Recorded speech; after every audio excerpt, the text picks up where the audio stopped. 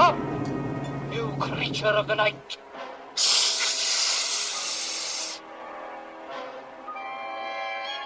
Who are you who interrupts my nightly feeding?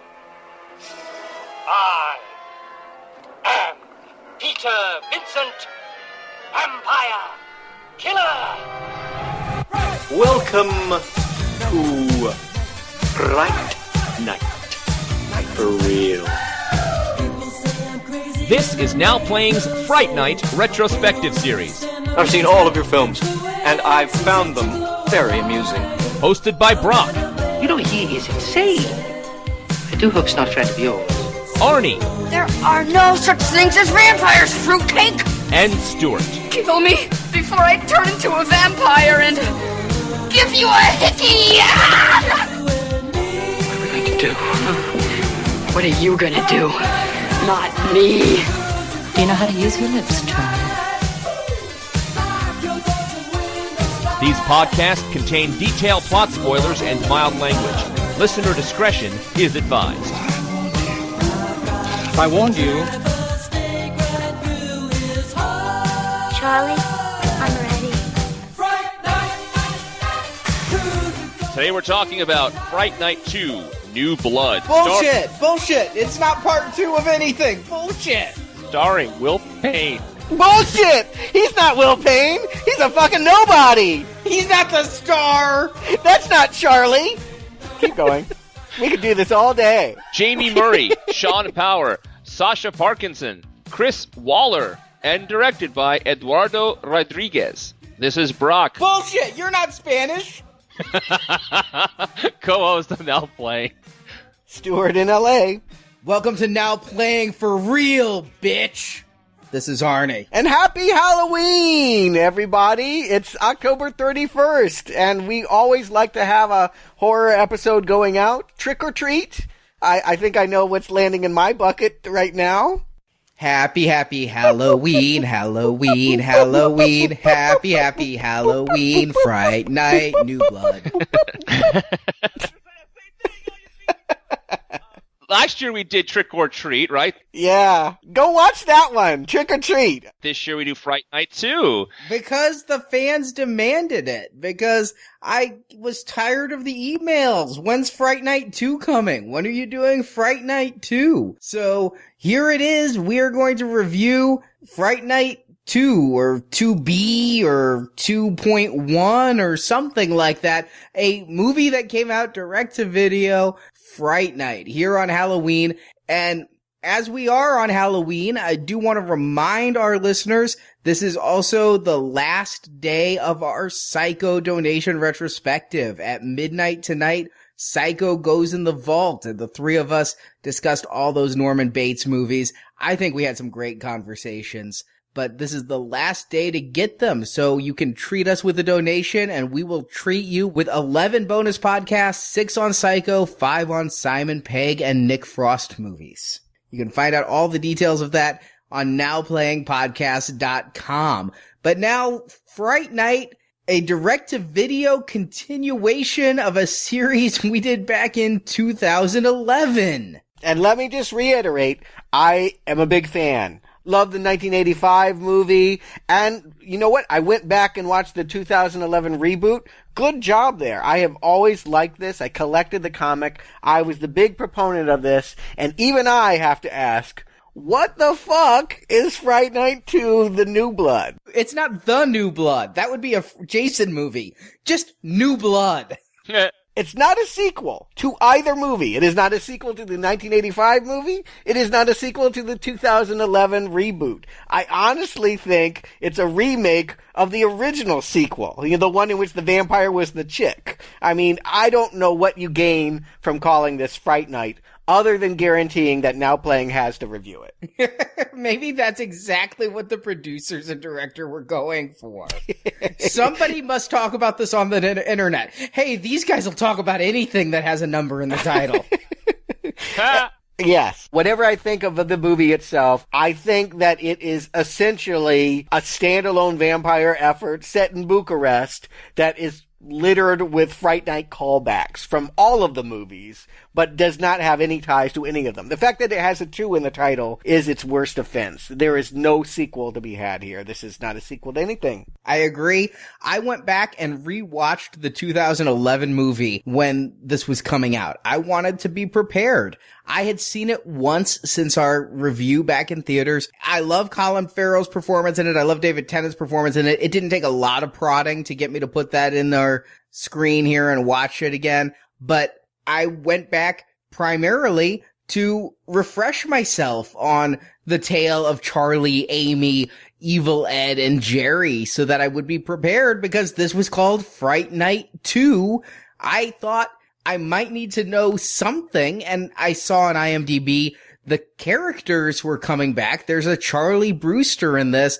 I thought, even though it wasn't any of the same actors, it might be worth a damn to go back and see the other one.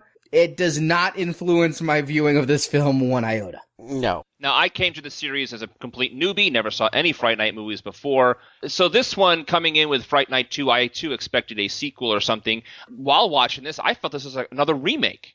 It feels to me like a remake. We're obviously going to talk about it as we go through the podcast. We will talk about it, but yeah, let's just get this out of the way ahead of time. I was really confused and even pissed when this movie starts and it's Charlie and Amy and Evil Ed. And I'm like, wait a minute, Ed's dead, motherfuckers. How the hell is Ed here? And it really was about 20 minutes into this movie that I realized that this could just as well be called Fright Night.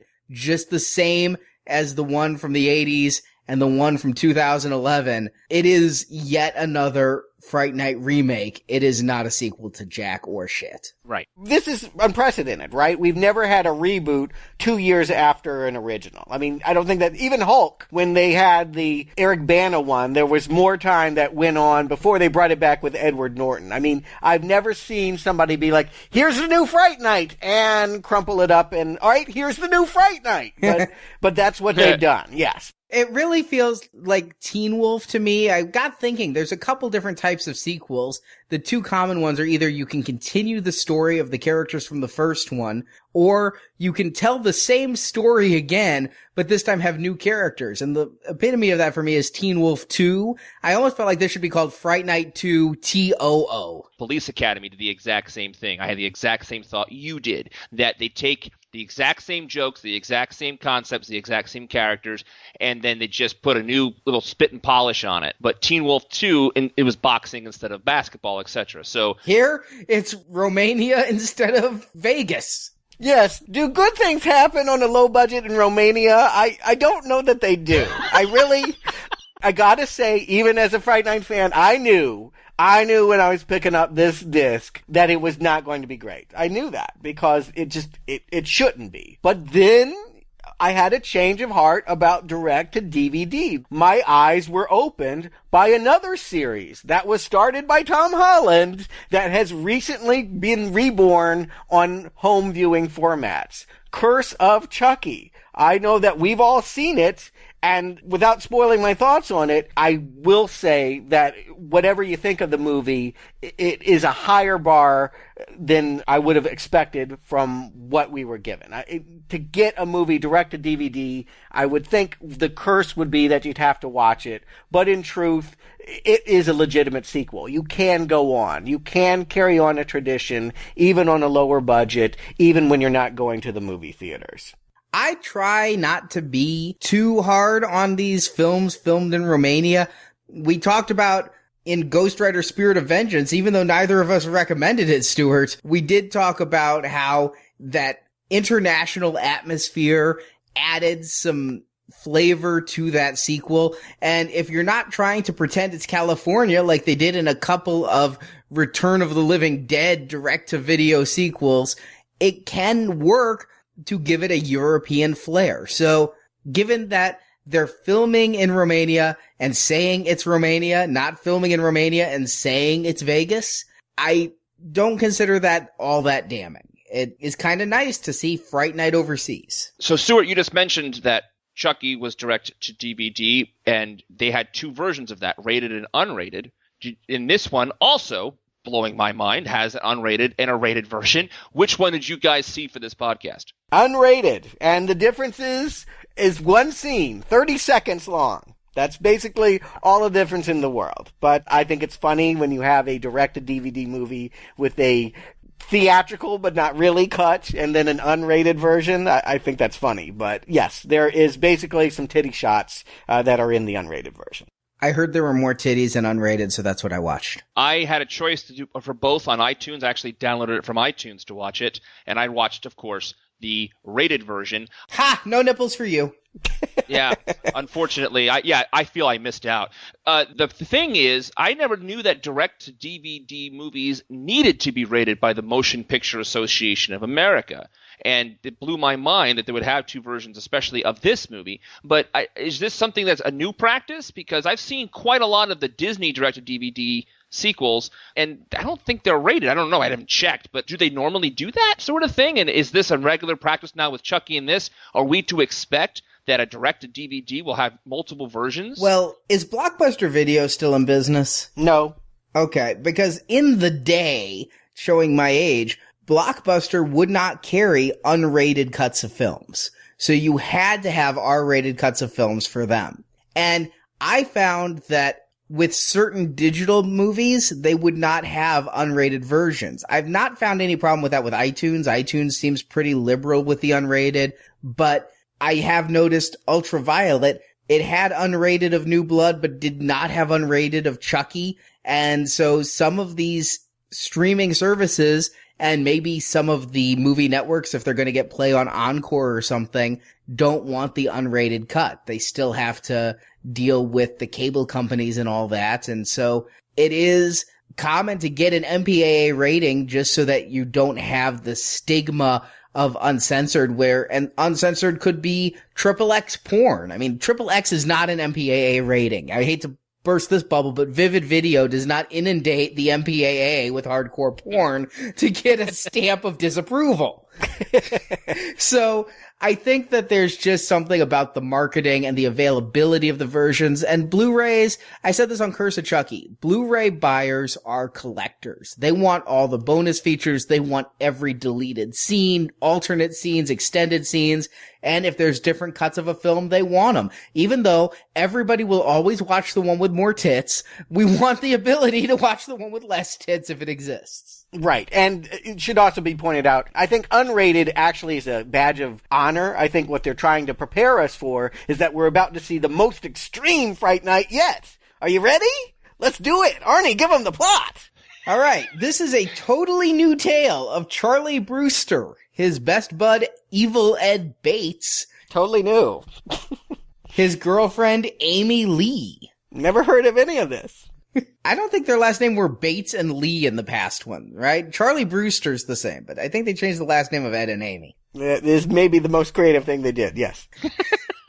These three are foreign exchange students studying in Romania. What's funny about that? I love the fact that they go all the way to Romania to spend 9 hours a day in the classroom. I think that is hysterical. Yeah. Why are they going to Bucharest if they're not going to actually see the town? But go on. We'll be doing this a lot. Charlie and Amy are a bit estranged, as just before the trip, Amy saw him cheating on her, but Charlie is determined to win Amy back. But their first night in Romania, looking outside his window, Charlie sees two women making out. And then one turns into a vampire and kills the other. And to make matters worse, the vampire is Charlie's professor, Jerry Dandridge. That's Gerri, not Jerry. It turns out Jerry is an ancient vampire who, in the history books, is known as Elizabeth Bathory, who, according to this movie, and I'm not going to go into real history. We'll go according to movie history. Elizabeth Bathory used to bathe in the blood of virgins to keep her youthful appearance, and Bram Stoker's Dracula is based on Bathory, not, as is commonly thought, Vlad the Impaler. And for hundreds of years, Jerry has been in Romania feeding on the people there. And now Jerry has found in Amy something she has sought for these hundreds of years, a new moon virgin. Wasn't that a Duran Duran song? No, that doesn't mean she hasn't seen the Twilight Saga, but instead that she was born on a new moon, and if Jerry can feed off Amy and then have Amy kill Charlie, Jerry will be able to walk in sunlight, though still be a vampire. This is all about getting a tan. Yes, I just want to point it out. Everything is about this chick being able to be a daywalker. All right, go on. Hey, that worked for Stephen Dorff in Blade. But not me. No one believes Charlie's story except for Ed, so the two seek out Peter Vincent, a reality TV star whose shows feature him on, quote, real life, unquote, monster hunts.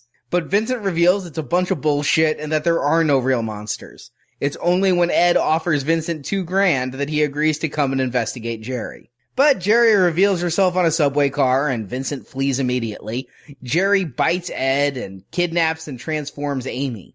Peter returns to the strip club where the boys first met him and holes up, but is attacked by Ed, who in vampire form is upset that Vincent was a fake. Vincent fights off Ed, but then refuses to help Charlie go face Jerry and rescue Amy. But he does arm Charlie and tell him that if Jerry is killed before sunrise, Amy could return to human form. There's no monsters, but he knows all the rules. But Charlie is no match for the vampires, and he's bitten and turned.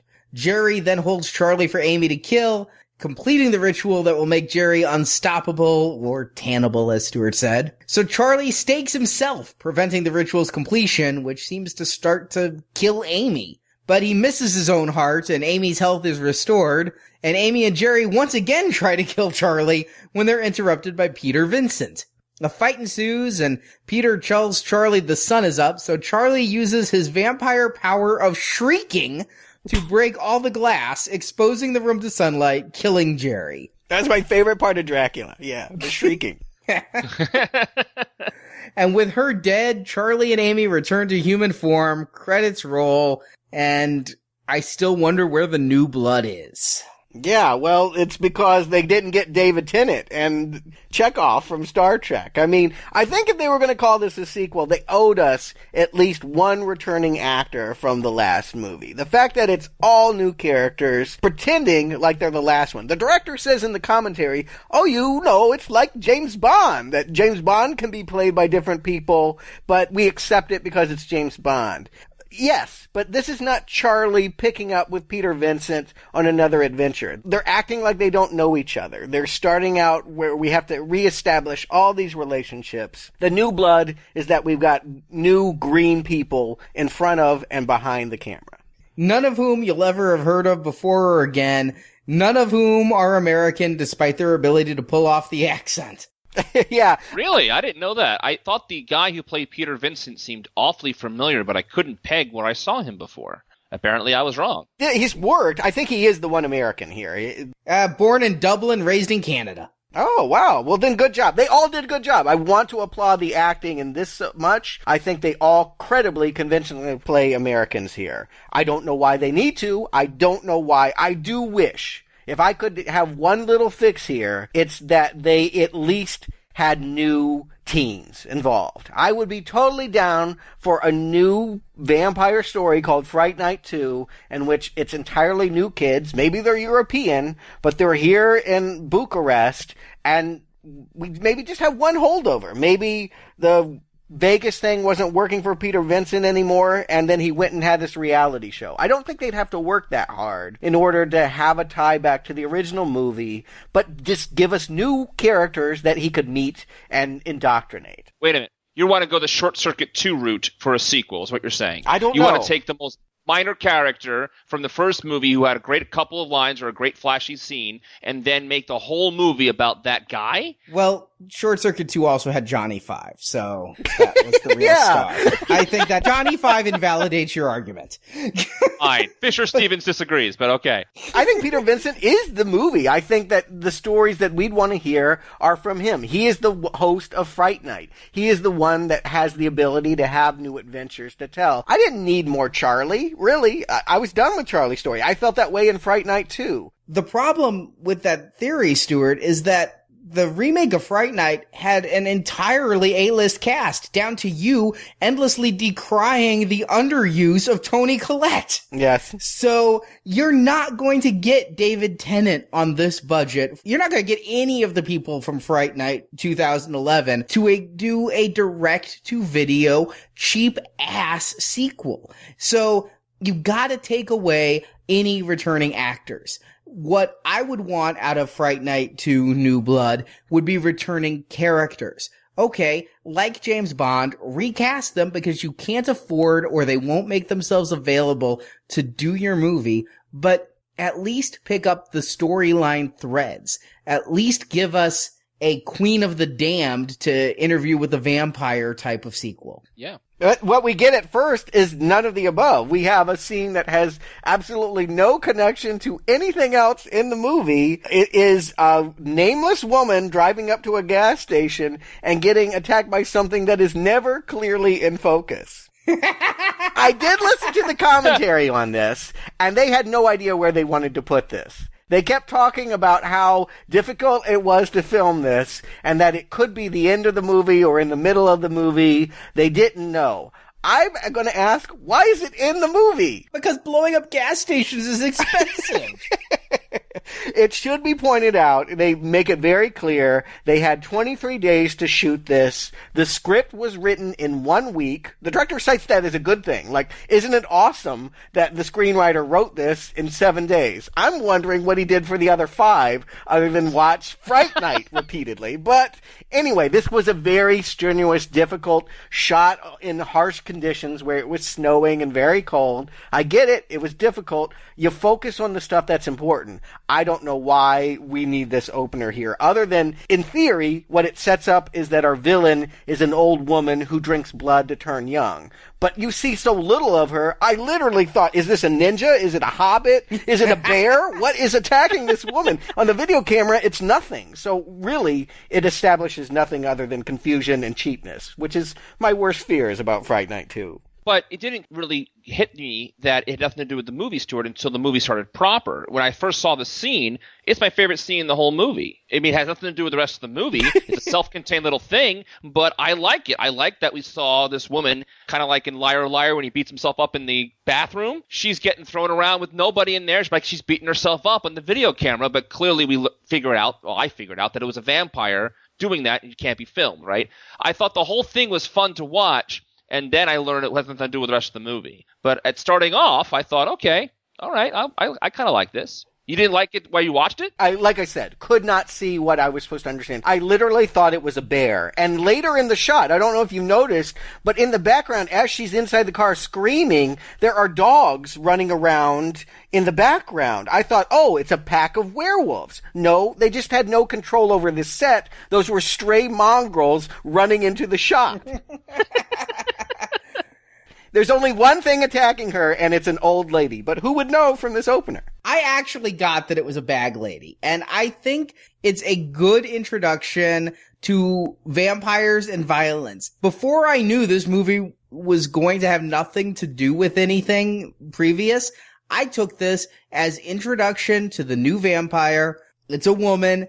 And she's a badass because she's blowing up a gas station. She can't be seen on camera. I actually did like the pantomime beating herself up type stuff. And it fooled me because it made me think this movie would have a higher budget than it did because it blew so much in the first 5 minutes. Yeah, it should be said, for a visual quality, it's easier to make a better-looking movie on no money than it used to be. I mean, had they made this as a cheap 80s sequel, I think it would look far worse. The videography, all of this stuff, even on a low budget, my complaints with it aren't largely about being underlit or just badly made. I think that it's confusingly edited. Like I said, I didn't get to see this woman, but by and large, my problems are not that we're on a low budget in Bucharest.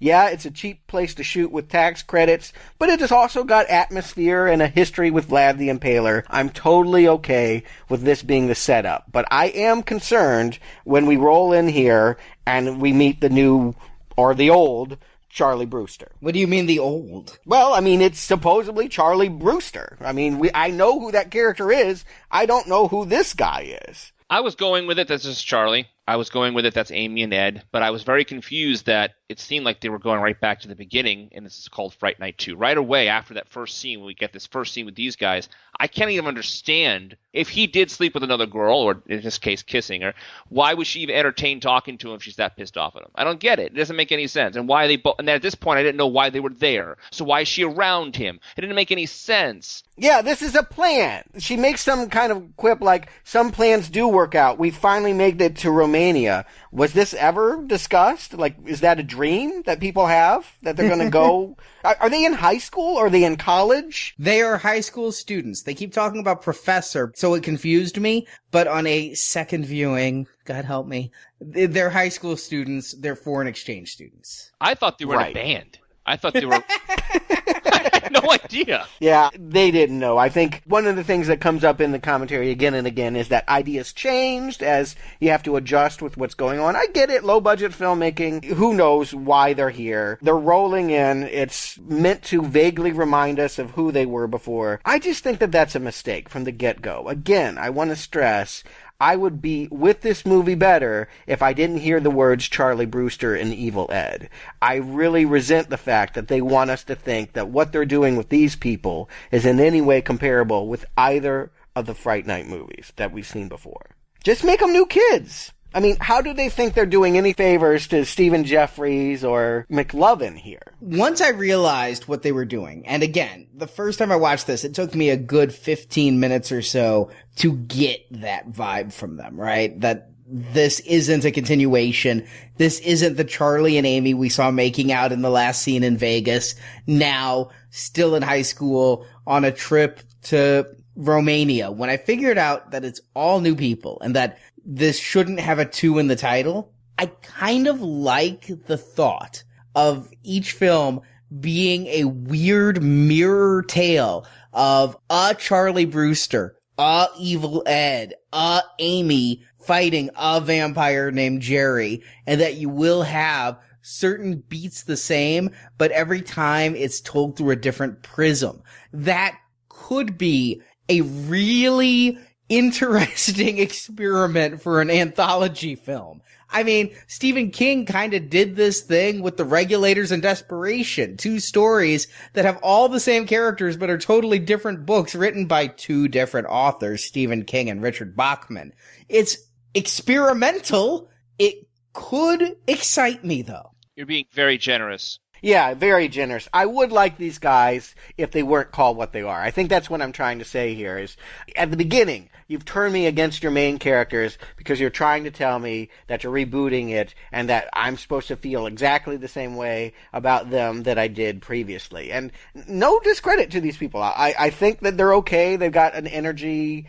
They're passable. They would be fine as kids in a vampire horror movie in Bucharest. They suck as continuations of Charlie and Evil Ed and Amy.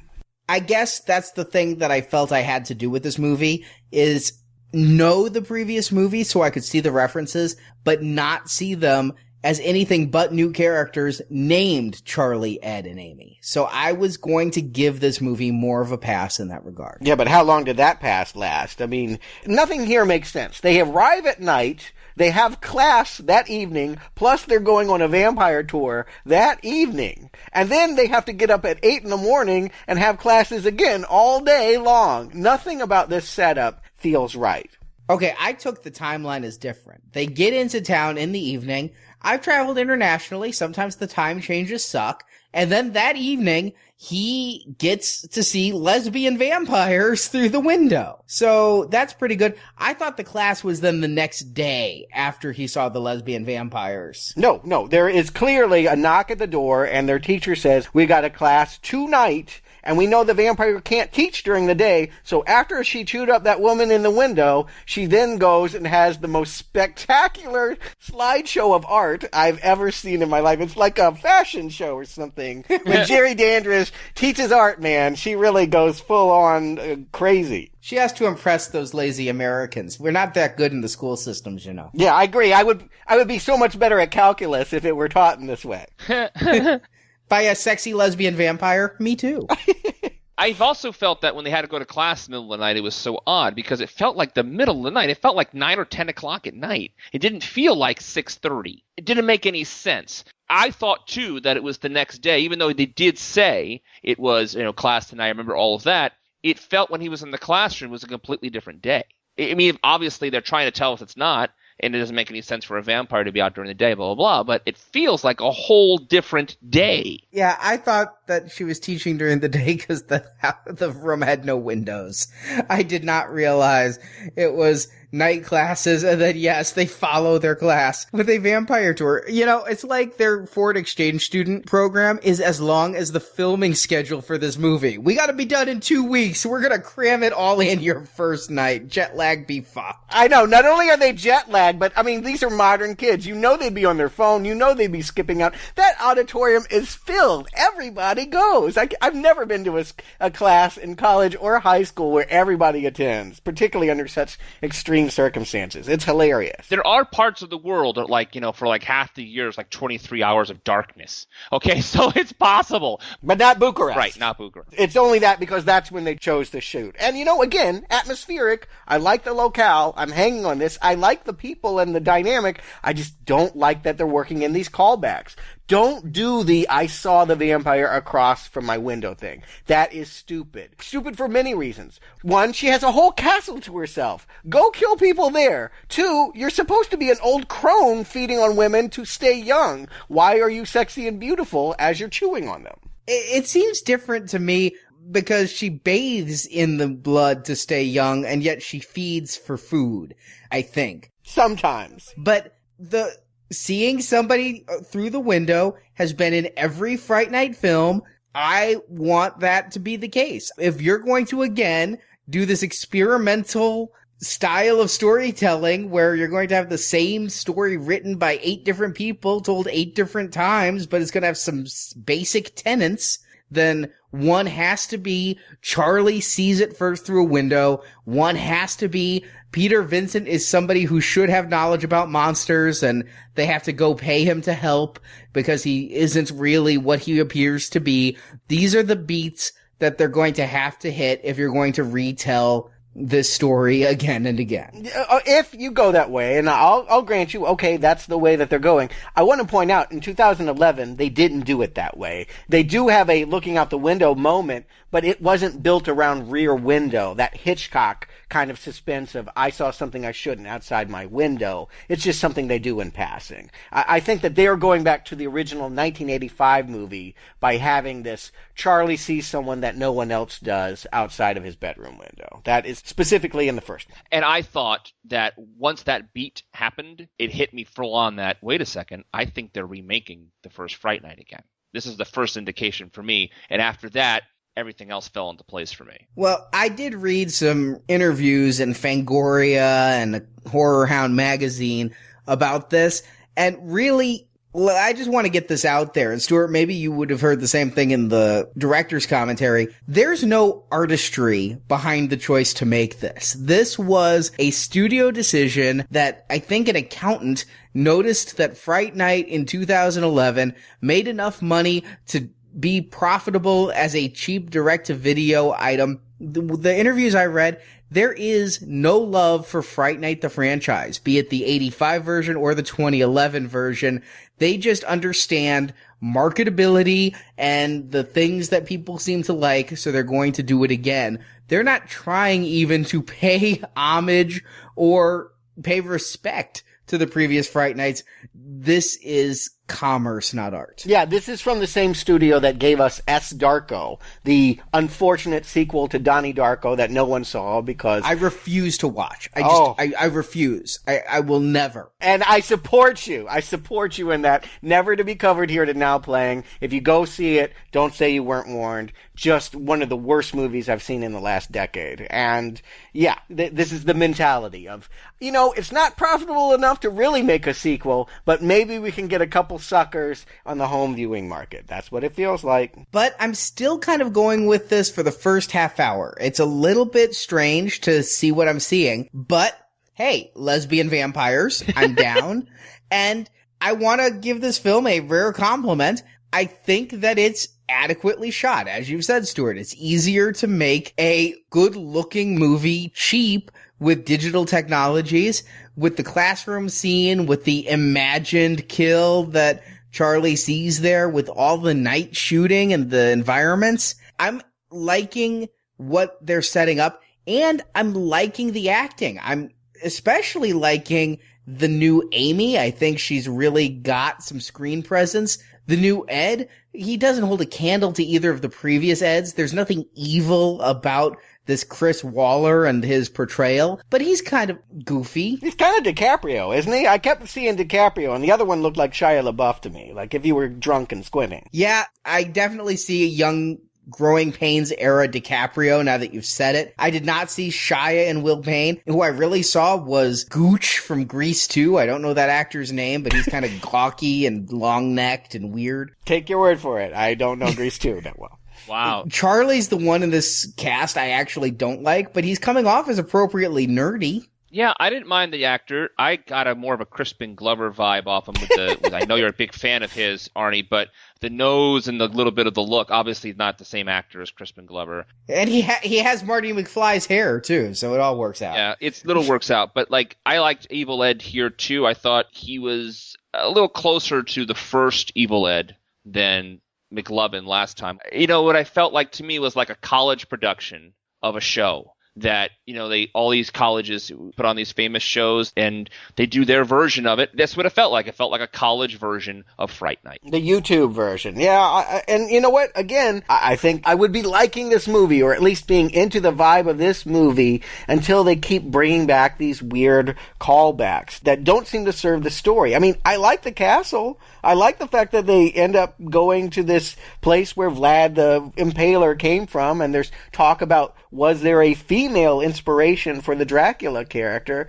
I'm totally with all of that. I am really with this Bathory story, because I actually knew before this movie the story of Elizabeth Bathory. I was reading in the early 2000s a lot of books about horror and horror history and old world stories and vampires, and I read this story of Elizabeth Bathory, and I'm like, you know what? She would be a remarkable subject that I have not seen covered in a lot of films. Every so often one pops up, but she seems to be a very lesser known historical killer, and I really saw in her real life story something that could be so wonderfully perverted into horror. And so when they went there, I'm like, son of a bitch, I thought that was a great idea a decade ago. I would love to see a good story about Elizabeth Bathory. Yeah. I'd still like to see a wonderful story about Elizabeth Bathory. Agreed. If this were called Bathory and not Fright Night 2, you'd already be in a much better standing. But there's inconsistencies with this Bathory character. Why would the original vampire be teaching art to a bunch of college kids from America? Well, you know, rent nowadays is so expensive. I kind of thought she'd teach history because she was there. But yeah, I mean, what is her aim? What does this woman want to do? I presume, because I'm piecing together the story, that she will grow old and withered and ugly if she doesn't continue to feed on women. I thought it was women, but then later in the castle, she's chewing on a male. I don't know what her type is. I don't know what she hopes to acquire by teaching the class. I don't understand it. I think it's a great character to model a female vampire on. They have not done it in this incarnation of Jerry. And I still think there's something about she needs to bathe with virgins, but she needs to feed on others. It is poorly defined. And I have given this film every compliment I can give it here in the first half hour. I'm out of compliments. I gave it a lot of passes. I gave it a lot of, well, that's going to be an interesting thing if they can pull it off. They can't pull it off. They really can't. What about the Peter Vincent bit with him doing the AMC or whatever channel has the Ghost Hunter show instead of doing the magician like last movie or the first movie like a Svengoolie kind of guy? Here you have him doing the ghost investigation show kind of thing. I thought that was a smart move for Peter Vincent's character for him to do that kind of show in 2013. So there's a compliment for you. I got a real Dirty Jobs kind of vibe off him. Mike Rowe, the way he's portrayed as kind of a bit of a rough and tumble everyman, I was again thinking, well, that's interesting. He's the man who has no fright of the night. Oh, okay. But it's the least impressive Peter Vincent ever, isn't it? I mean, really, this was where I realized what could have been interesting was quickly becoming shitty, because this guy, and the fact that they felt they needed to replay this trope of having Peter Vincent be an outsider who's in it for the money, I thought that some of the introductory scenes were funny. I like that they have to meet him at a strip club. I especially like Ed's little line that everyone has needs, that Charlie's is Amy Peterson's pussy and Peter's was money and strippers in no particular order.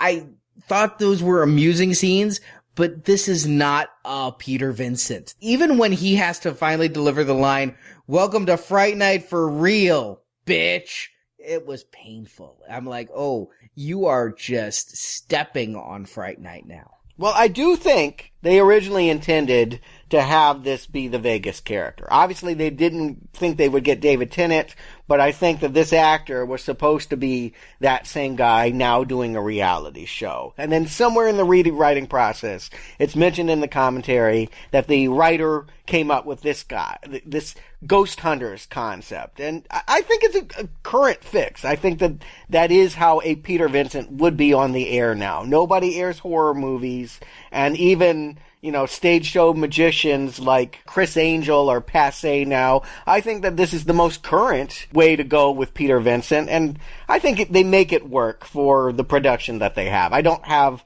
a problem with this conceptually as Peter Vincent, and I think that the actor they got, they said they were going after Bear Grylls. You mentioned Dirty Jobs, but Bear Grylls is who they wanted to model it for, and he comes off as that. Short, arrogant, cocky, it works. It's different than the other Peter Vincents, but it works in its own way.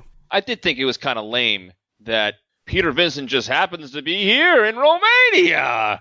At the same time, that drop of exposition was pretty lame-o. It's not pretty lame, it's very lame, and a lot of things are happenstance, though. What's upsetting is it's not the worst coincidence of this movie. This movie's just littered with this kind of stuff. But I'll go with you, Arnie. For the first half hour, I am sort of with this movie. I know it's not good, but I'm thinking that I might be able to enjoy it once it untangles itself from its obnoxious reimaginings and just settling in to be Fright Night.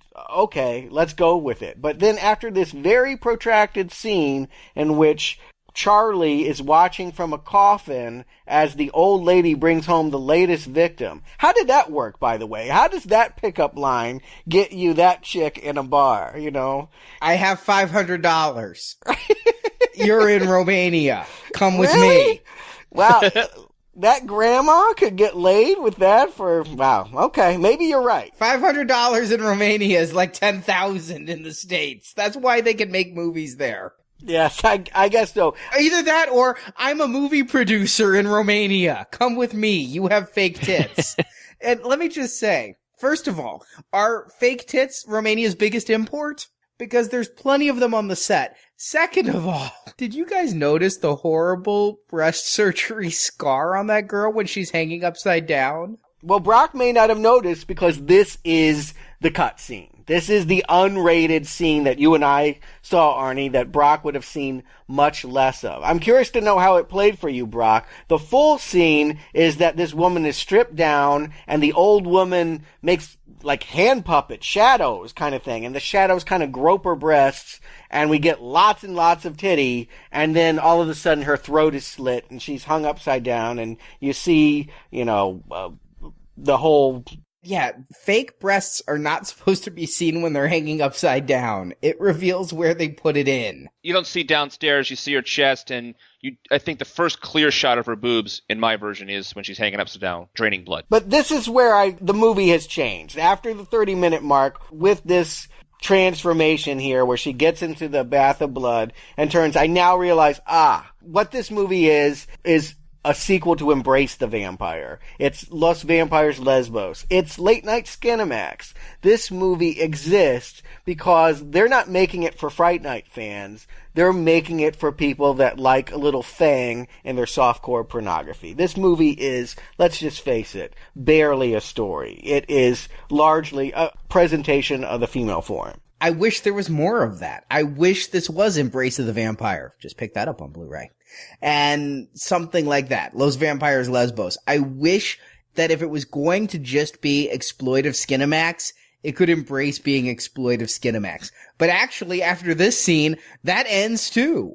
No, the strip club, there's a lot of it. There's no tits in the strip club. There's no stripping in the strip club. Yeah, what the fuck is with that strip club? I would get my money back if I went to that strip club because Yeah. it's not advertised. It's not what's advertised. It's the worst strip club in the world. No one's stripping. It's a strip tease. They keep teasing that someday they'll strip. There's no giant feather fans, Arnie. There's no teasing going on.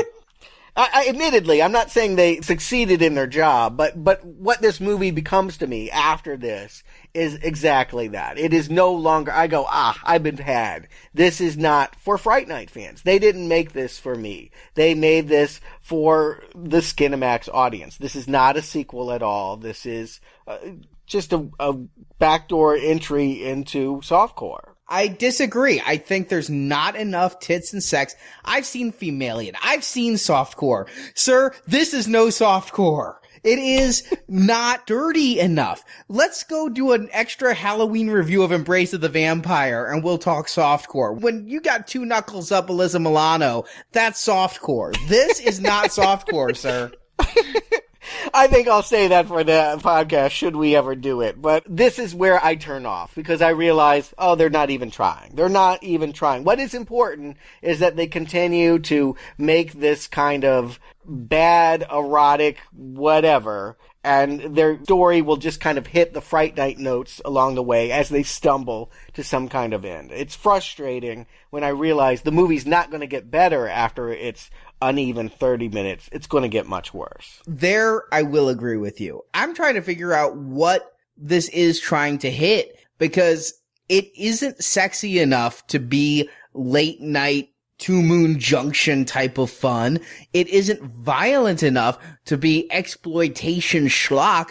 It isn't smart enough to be in this Fright Night series, and it certainly isn't scary nor suspenseful. I'm watching them go through those motions and tell the same story that they've told in the other Fright Nights, where Charlie is saying there's a vampire and nobody believes him, especially Amy, and he and Amy are a little bit estranged, and there's always that scene where they face off in front of others and have that little double meaning conversation.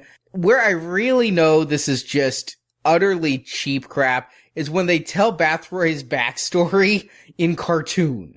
This is how the director got the job. It's mentioned in the commentary. The producer of the film said they interviewed a lot of directors.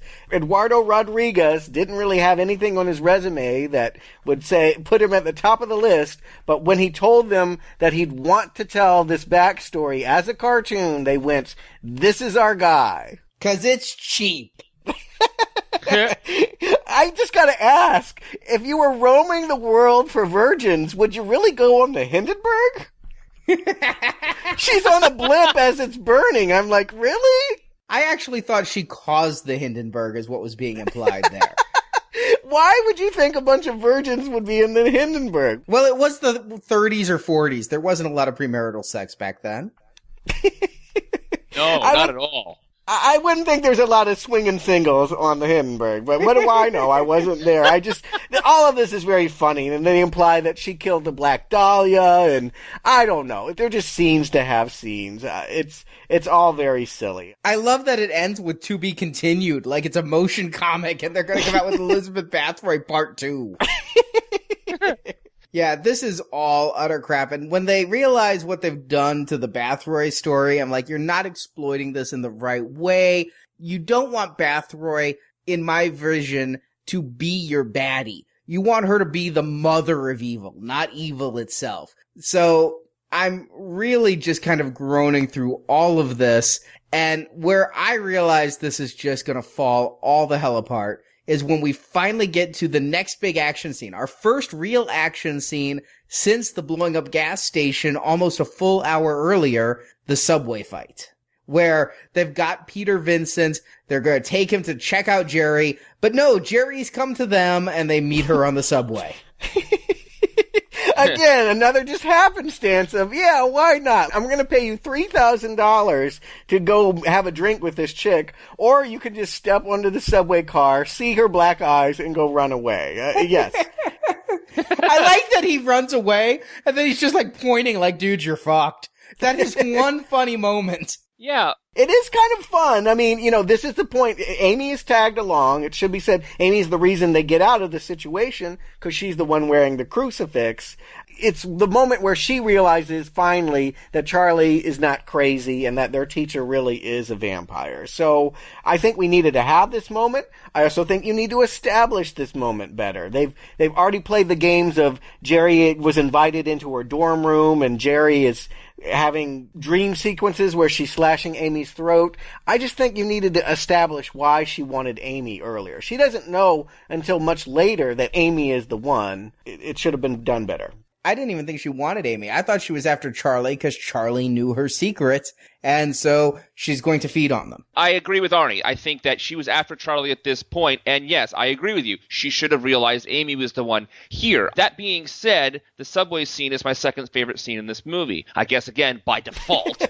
But I did like the lights going out, that the people are dead, and I liked how it ended with Ed being fed upon and how his body was, like, wriggling and things like that. I liked elements of this scene very much. So while, yes, it's all contrived and weird, I did like it as a little section of the movie. I liked the eye stabbing, too.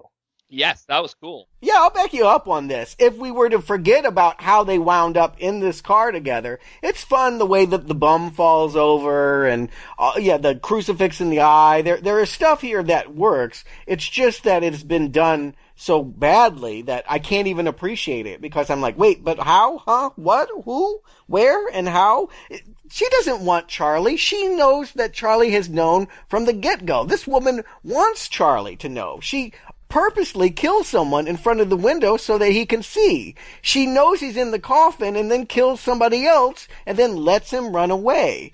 I do not know why she would want to kill Charlie now. Agreed. Her motivation is confusing until we finally get the Amy MacGuffin. I will say one change they make that I like. In both previous Fright Nights with an Evil Ed, Ed was seduced to the dark side because he was kind of a picked-on geek. Here, Ed is not a picked-on geek, and he sacrifices himself heroically so that Amy and Charlie can escape. I kind of like that character change for this new evil. Sure, and she says, let's see how evil you are. Not very. Ultimately, yeah, I think it's a problem when he does turn vampire. I think I would have liked to have seen him be a little bit more aggressive. Even she calls it out in the movie that he's not evil enough. Yeah, basically, all he wants to do at that point is get back at Peter Vincent for not believing in his own spiel. He was a Fright Night fan, and to find out that this guy didn't really believe in the ghosts he was chasing was enough for him to get bit, I guess. That was very weak, but I do like that we get to see Ed as a vampire later in the movie. Even though he gets bitten here, he could have just died. Well, they always do that. I mean, that wasn't new, okay. But I would have liked to have seen him, I don't know, have a point. He was a horror fan. He did buy masks. He did go on the vampire tour. Maybe he actually would enjoy this new power. We'll never know because this movie is not about Evil Ed. In fact, I wouldn't have known it was Evil Ed unless they were calling him Evil Ed. And really, they just should have called him Ed. Yeah. And Ed has a cross app, which is called that out too. That was odd. Why would you have a cross app on your phone? You mean you don't? Yeah. How do you worship? But then, if this scene worked for everyone, and I think we're all saying more or less on the low standards that we're accepting this movie, it did. It then becomes the worst scene in the entire movie, where this poor actress has to kneel down and chatter while strobe lights going on. I did not know until I played the commentary that this was supposedly bat sonar, in which she was finding them by shrieking and having the shriek hit them and refract back. I didn't figure it out until the climax when I first saw it. I didn't know what the strobe effect was. I was actually giving the director some credit for ripping off Aliens by having a strobe and a camera that seemed to climb the walls and this constant change of perspective. I thought it was inventive, but I had no clue what the hell was going on until the end of the movie where Charlie does the same thing. And I'm like, oh, that's what that shit was. I got it the whole time. It was sonar. I didn't get the strobe light was supposed to symbolize the sonar, but I got she was using the shrieks to be like a sonar to track them. It's a new vampire power. I've never seen the vampire squeal before. But bats do that. Bats have sonar. That's how I got it. But she crouched down, and then there was a rat. I literally thought she was summoning the rats. I thought it was rat vision. I honestly, just the way it was shot, I had no idea. But she was going. I thought that was a rat noise. I thought that was a snake. I had no idea what the hell that was. I know it's humiliating. That's all I can tell you. It was very humiliating to see this beautiful woman get down on her knees and go. I often pay them to do that. Oh, man. Wow. I do think the sound was silly. It was a really silly, stupid sound. But I got what they were going for with it. And I thought, okay, because she's a vampire, maybe a vampire bat, but correct me if I'm wrong, maybe in the unrated cut she does not turn into a bat. We've already discussed all of this differences. Right, it was the boobies and the vajayjay. So there you go. So there's no turning into a bat, but I guess they're implying that vampires in this universe are actually vampire bats also. Yeah, bats cost more money than this movie had. Well, she does make a transformation at the end that's vaguely batty, but it's batty, all right. It's batty, all right. And then it gets weirder. They find some boxes. They're in the catacombs. I thought that was a cool location if I could see it. But they pile on some boxes. They wind up in a church. I think it's daylight. There's sun streaming in here. The woman's smoking. I'm like, oh, at last it's day. They go running out of there. It's night again. No, she's smoking because it's a church. Yeah. And even though you need the faith for the crucifix and all, being in a church is a little more than she can stand. Yeah, they're really willy-nilly on this crucifix thing. Sometimes it hurts them, sometimes it doesn't. She can touch a Bible and it's like a first-degree burn, and then she can stand in front of a large cross and it can make her whole backside melt. I don't know. It's willy-nilly. It does enable them to escape, though, and we do get the Evil Ed Peter Vincent fight in a toilet, and I kind of like the way that it ends. I mean, Peter Vincent, for all his spiel about not believing, has a giant chest tattoo, and I have to laugh when they go to Tattoo Vision. What is that? They actually have a camera shot for those lucky individuals who haven't seen this.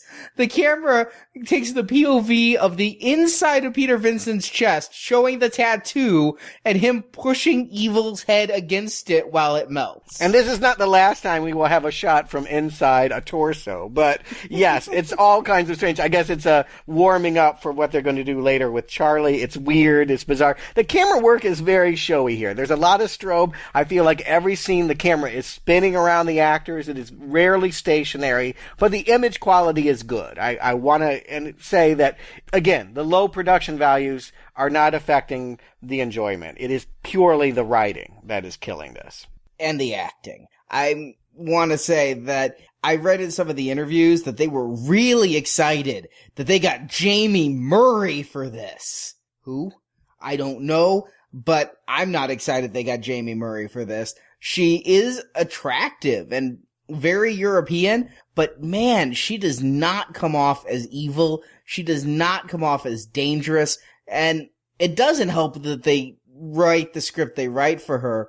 And no actor could save it. I mean, you could get Sigourney Weaver in this role and it still wouldn't work. But the acting all around, the script, it is failing miserably. And when we hit the hour mark, which is where we're at going through the plot, I realized this movie is unsalvageable. And no matter what they pull out at the end, including an explanation for the gas station, it's not going to help. I don't think the acting's bad. I kind of enjoy all of the characters, but I can't enjoy what they're doing here. We do get a Fright Night 2011 callback, finally. I feel like largely this movie has gone back to the 80s one, but when Charlie and Amy are in the cab and all of a sudden Jerry pops down in front of them and hits the car, I'm thinking about that car chase scene from 2011. It doesn't have the same impact, but, you know, they were trying to call back to the more recent movie, I think, in that moment. Do you think they were? I didn't even take that as a callback. I just took that as a scene. It had me thinking about it. I don't know whether it was intentional or not. I know that the movie was written in a week after the guy who has also penned the low-budget sequels of Mirrors 2, White Noise 2, and Leprechaun's Origins. Yes, there is a sequel to Leprechaun coming. So I imagine that this is what this guy does. He sits, he watches the originals, and then he taps back a close approximate that reworks all of the best scenes. I think I'm really going to have to rethink that whole Leprechaun series if he wrote the last one. I actually thought of the same scene you did, Stuart. Of course, the car scene was a highlight of the other. It really was. And this one, I was also reminded of, like, Superman. When someone hits him with a car, the car gets damaged and not him, right? It was kind of a weird kind of thing that she doesn't get flown back from it, but she's like a telephone pole to the car, you know? I didn't really get why all of a sudden she appeared there either. It just was just odd, and the whole thing felt weird. The whole scene with the cab, why are we seeing so many shots of back to the cab driver? Same thing happened in the gas station in the first scene with the camera. They kept on flashing back to the camera. We know the camera's there. Stop it.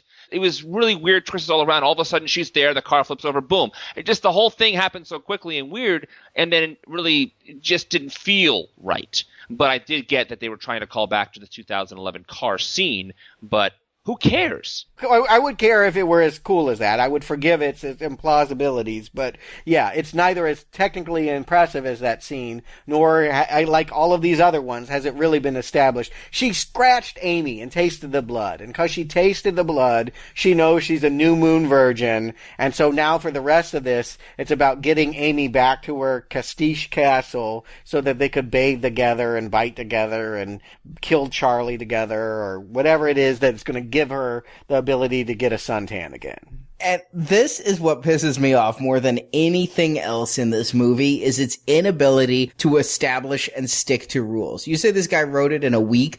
I think it was a week of a cocaine-fueled haze where he's going to the next page, never even thinking about what he wrote on the last one, where, yeah, this is good. Now she has to do this. Now she has to do that. It's like instructions for an operating system. It's almost like in order to become a vampire, Jerry had to read the end-user licensing agreement to figure out all the stipulations of what she'd have to do to walk in the sun. Is it like that? I would never read such a thing, but I'll take your word. I mean, she has to turn Amy, and then Amy has to kill Charlie, who has also turned. Yeah, they really, you know what? I'm going to compliment them. The one thing that isn't like any Fright Night before, Charlie gets bit. In the climax, he goes to rescue Amy alone, because Peter won't help him.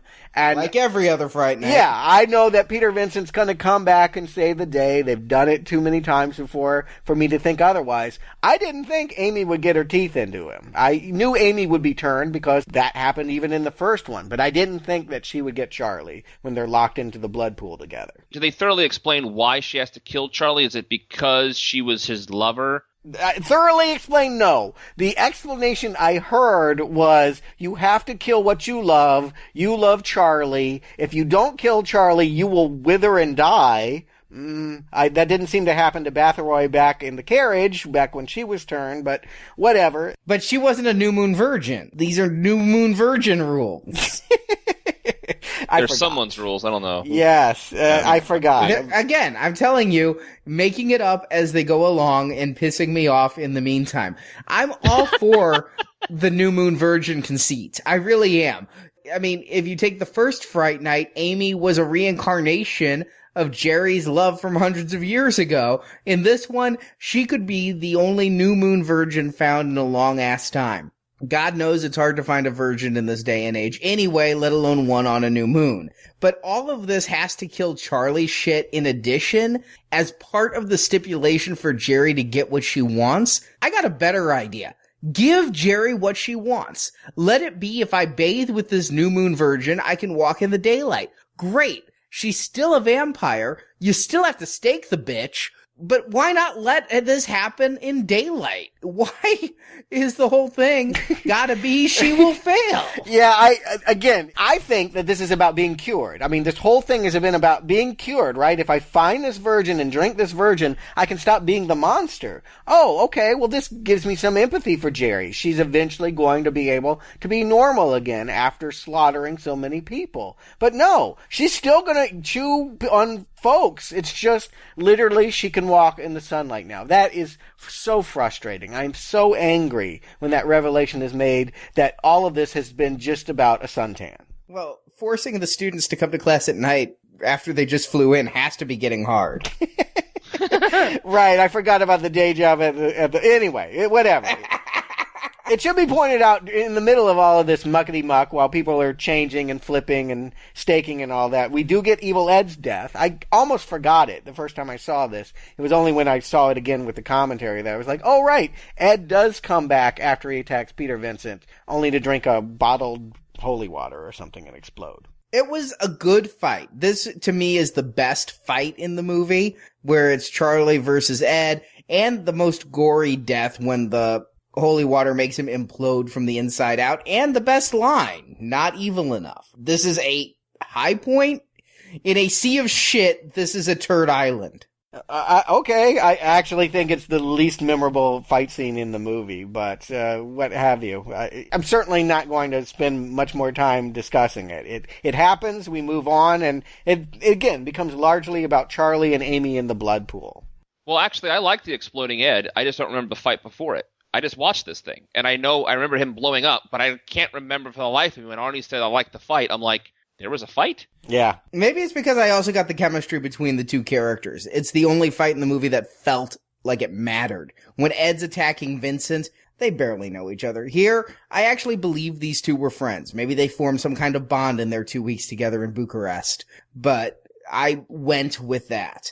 And far more than I went with this repetitive Amy-Charlie business that goes on for the rest of the film. Yep. I mean, I was shocked, like you said, Stuart, that she bites him. Although I was thinking they may have gone some totally different way, because to stop Jerry, it seems like Charlie takes the ultimate solution. Amy has to kill Charlie. And in order to stop Jerry, I wish Jerry felt more evil and like there would be something really bad for all the earth if she gets her way. But Charlie stakes himself. Yeah, whenever they're not doing Fright Night, I actually think the movie's pretty good. I think that that's an interesting development, that he actually holds himself hostage. If they need to kill him and he kills himself first, this is drama. This is tension. Will he be able to go through with that? I think that's a good moment in what has largely been a sea of repeats. But I hate what they do with this, because he stakes himself, which causes Amy to start withering and dying. I don't know why.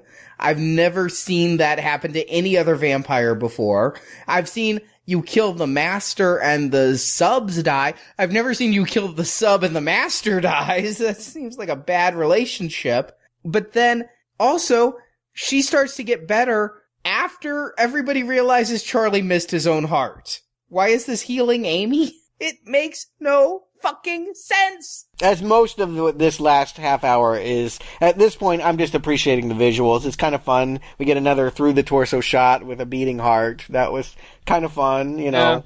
Yeah, I didn't understand why they went back in the pool. I didn't believe that was blood for a second, the way it was dripping on their bodies, and the clothes didn't make it, clearly not blood. That would totally coagulate. I mean, you'd have to have a thinner in there. Yeah, yes.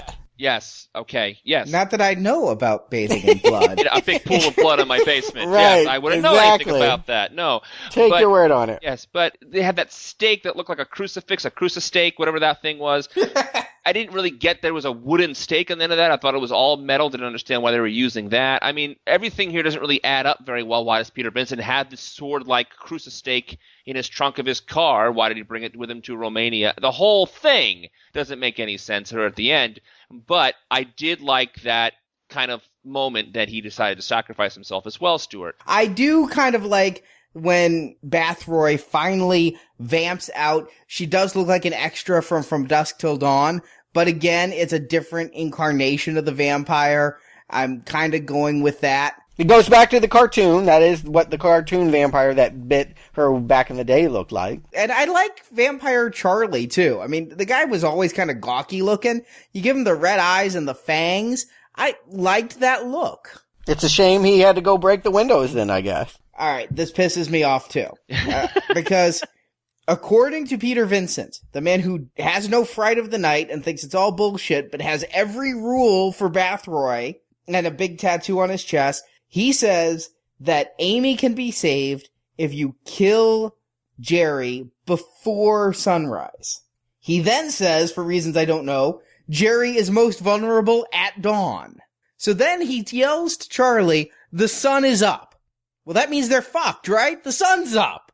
No, he shrieks, killing her, and yet they still turn back, even though she had to be killed before sunrise. Not only can this writer not make rules, he can't stick to what few he makes. Well, I'll say the script. I mean, the writer spent 2 months doing revisions because things changed because of budgets. We can never know what his original script vision was. But yes, this is all kinds of garbledy gook. They did not fix it in the editing. The story makes complete no sense. I have never understood what this vampire wanted. I have no idea why she's dead. I'm just happy it's over.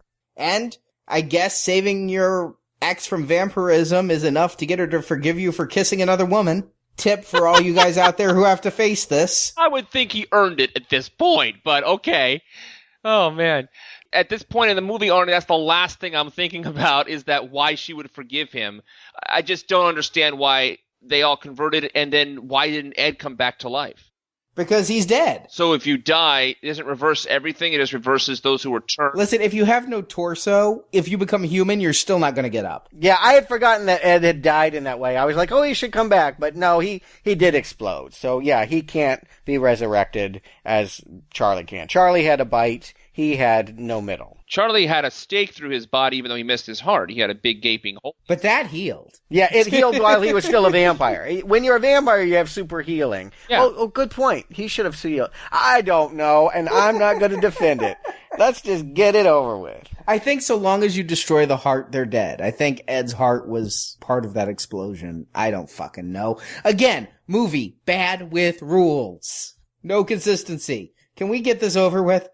Sure. Stuart, Arnie, do you recommend Fright Night 2 New Blood? Stuart? You know, I look at this as I would an old friend that has gotten too much plastic surgery. You've disfigured yourself. I love the way you looked. And if you had gone on and old and you were on a low budget, fine. But don't do this to yourself. I mean, this is just ungodly. I can't look at it anymore. And I'm wondering if we should. You know, one of Peter Vincent's lines here is that make sure the check clears. Let's make sure it doesn't. Do not see Fright Night 2. Let's not review Fright Night 3 should they ever do it. I am all down for closing down this series and not going forward, even if they make more. I'm done. Real done. You're ugly, you're hideous, strong not recommend. Arnie? You know, you could have talked to me about my surgery off the air, Stuart. You didn't need to air it so publicly. But you have that big pool of blood in your basement you bathe in. Does that help? You and Joan Rivers.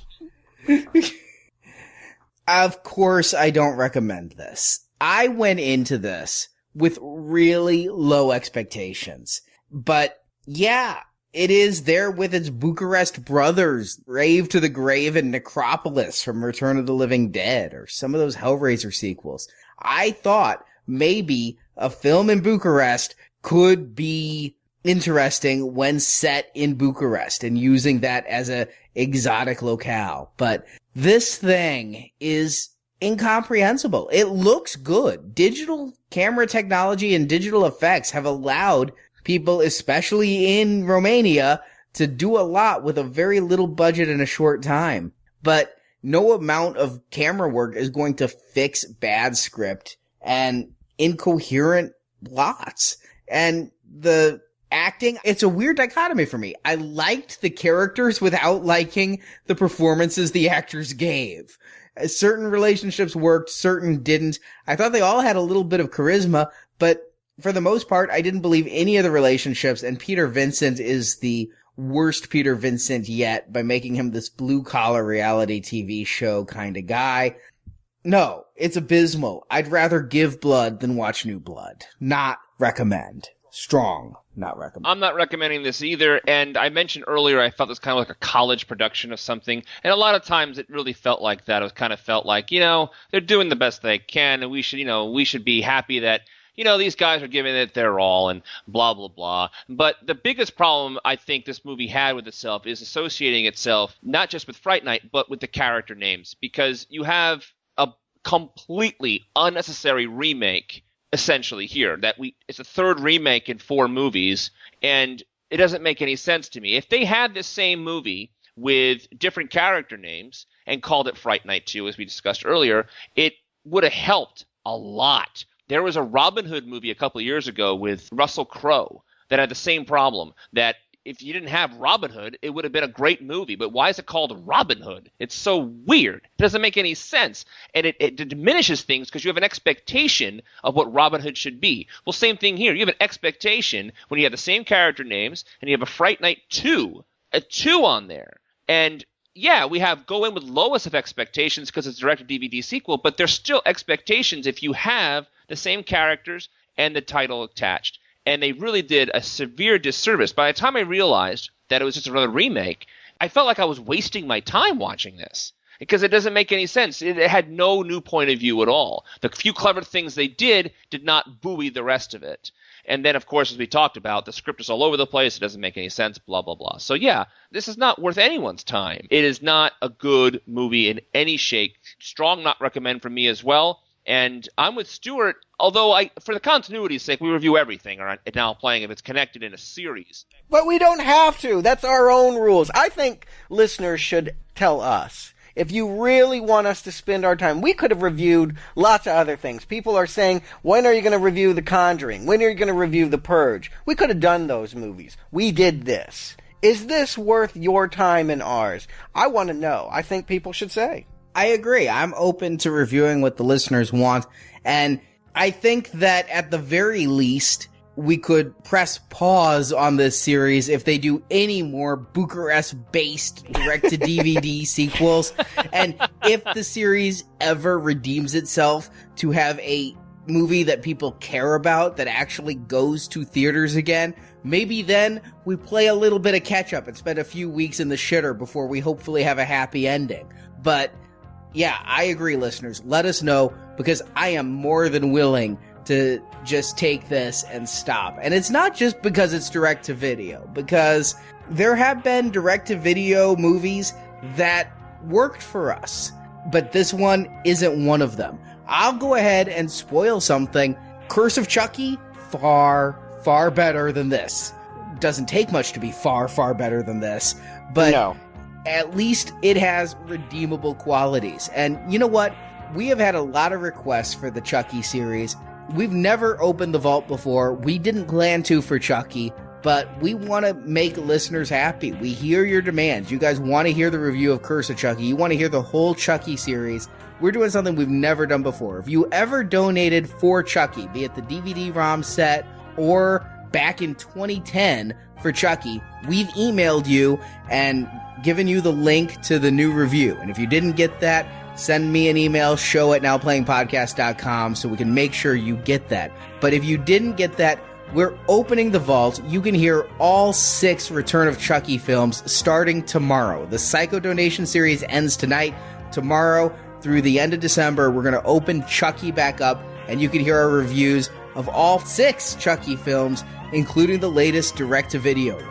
That's right, and yeah, I do think that we will be talking about a higher bar set for direct-to-DVD entertainment in that show. I've seen it as of this recording, and yeah, I'll go ahead and say it too. Expect better. No matter what I come down on Curse of Chucky, expect better than what we just reviewed. I mean, this should not go on. The director says Fox has great plans for this franchise. They want to keep going in this route.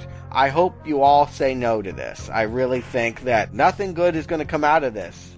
Maybe Amy. I'm going to make one prediction. You know how there's always one star in every bad horror sequel, I think the actress that played Amy will go on and have a great career. That's my one prediction for Fright Night 2. And everything else, it's going to sink to the bottom of the pool. The blood pool. Yes. Yeah, okay, gotcha. So we're looking forward to hearing back from you guys. Thank you again, and see you soon. Hopefully not too soon. Not in this! You're out of time, Mr. Daniels. Thank you for listening to the now playing Fright Night retrospective series. If only there'd been a few more of you, perhaps my ratings would have been higher. Come back to NowPlayingPodcast.com each week as we review another movie. I thought I'd let the vampires rest for a little while. Right, Charlie? And in the NowPlayingPodcast.com archives, you can find reviews of other film series, such as Friday the 13th, Scream, The Lost Boys, Final Destination, Halloween, and many more. Plus, we also have individual movie reviews for films like Avatar, The Human Centipede, and Scott Pilgrim vs. the World. I expect we have a lot of the same interests, in horror movies and the occult. And while at NowPlayingPodcast.com, be sure to join our forums where you can discuss these films with other listeners. Now that I've been made welcome, I'll probably drop by quite a bit. In fact, anytime I feel like it. You can also follow Now Playing on Facebook and notes, and where the hosts post mini reviews. No, Orgy of the Damned. Links to our social media pages are at NowPlayingPodcast.com. That might also explain your fascination with low-grade melodramas. I am so proud of you. Support from listeners like you help keep Now Playing operating. You can find a link to donate using PayPal at the bottom of our website, NowPlayingPodcast.com. I have a $500 savings bond. I'll take it. You can also show your love of Now Playing Podcast by shopping in our t-shirts, coffee mugs, mouse pads, and much more. The link to our Cafe Press store is available on our homepage. Come on, dude. It's party time. Now Playing's Fright Night retrospective series is edited by Arnie. You might amuse yourself some other way. Bowling, perhaps. Bowling? Now Playing is not affiliated with DreamWorks or Columbia Pictures, and no infringement is intended. I mean, you're gonna need all the help you can get, right? Somebody like Peter Vincent, for instance? Yeah. The opinions expressed on Now Playing are those of the individual hosts and may not reflect the opinion of Venganza Media, Incorporated. There. Satisfied? Oh, totally. And you're finally convinced I'm not a vampire either, right? Glad that's so. Now Playing is a Venganza Media production, copyright 2000. See ya. Oh, you're so cool, Brewster. I can't stand it. I think I know what's landing in my bucket right now. I got a rock. I was going to say that same thing. Oh, you beat me to it. Oh, you're so cool, Brewster. I can't stand it. If you're seeing the woman across the street doing that and then go to class right away, then you would think, what is that, like a supper, like a afternoon snack? That doesn't make. It's a late supper, sir. Is it though? Because a late supper would, you know what I'm saying, like it'd be dinner. I mean, I don't get it. I was quoting Beverly Hills. Oh, were you? Okay, sorry, I didn't catch it. But Oh, you're so cool, Brewster. I can't stand it. I got a real Mike Rowe vibe off of him from Dirty Work. I thought that's kind of like, or Dirty Jobs. Oh, you're so cool, Brewster. I can't stand it. I liked how it ended with Ed getting feeded on, and that's a bad word. Let me see. Oh, you're so cool, Brewster. I can't stand it.